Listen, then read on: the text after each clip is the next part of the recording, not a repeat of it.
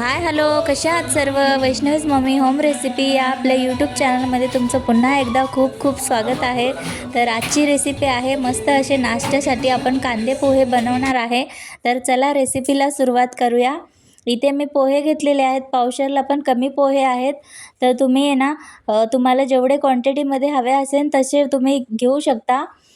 तर स्वच्छ पोहे धुवून घ्यायचे एकदम असे. पाणी व्यवस्थित आहे ना निथळून घ्यायचं, त्यातलं पाणी थोडं पण नाही ठेवायचं, नाहीतर पोहे आहे ना असे चिकट होतात. तर इकडे आपण कांदा आणि मिरची आणि कढीपत्ता घेतलेला आहे. आता गॅसवर कढई ठेवलेली आहे, त्यामध्ये 1-1.5 चमचा तेल टाकायचं. तेल थोडंसं जास्त टाका, कारण पोहेला आहे ना जरा जास्त तेल लागतं. त्यानंतर त्यामध्ये शेंगदाणे टाकायचे आणि जिरं आणि मोहरी टाकायची.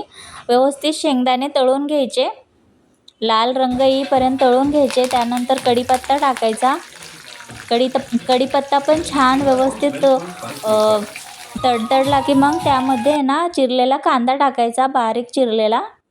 आणि कांदा एकदम मऊ होईपर्यंत छान परतून घ्यायचा. त्यानंतर हिरवी मिरची टाकायची. हिरवी मिरची पण छान व्यवस्थित परतून घ्यायची. त्यानंतर चवीनुसार मीठ ॲड करायचं आणि थोडीशी हळद टाकायची, जास्त हळद नाही टाकायची,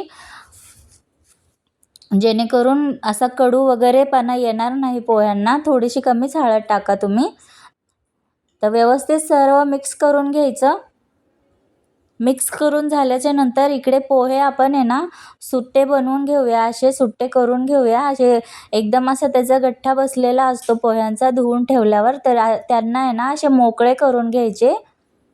हे बघा, अशा प्रकारे असे मोकळे मोकळे पोहे करून घ्यायचे, तसेच नाही टाकायचे.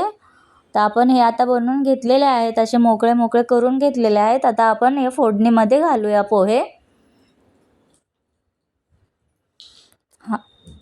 अशा प्रकारे छानपैकी मिक्स करून घ्यायचं व्यवस्थित. खूप सिंपल रेसिपी आहे. तर तुम्हाला सगळ्यांनाच पोहे बनवता येत असतील, पण अशा प्रकारे तुम्ही बनवून बघितलं तर तुम्हाला नक्की आवडेल आणि काही असं चिकटपणा वगैरे काही येणार नाही. ज्या मी टिप्स सांगितल्यात त्या प्रकारे तुम्ही केला तर. आणि शेंगदाणे पण आधीच तळून घ्यायचे, जेणेकरून दाताखाली आहे ना असे छानपैकी लागतात ते खायला. तर आपण 5 मिनटं आहे ना असंच बारीक गॅसवर हे आपले पोहे ठेवले होते वाफवून. तर आपण आता काढूया. छान फुलतात 5 मिनटं असे ठेवले ना आपण झाकण ठेवल्यावर. तर आता आपले पोहे तयार झालेले आहेत. आपण प्लेटमध्ये काढून घेऊया. मस्त असे दिसतात ते, टेस्टी, खायला पण खूप छान लागतात ते. तुम्ही एकदा नक्की करून पहा.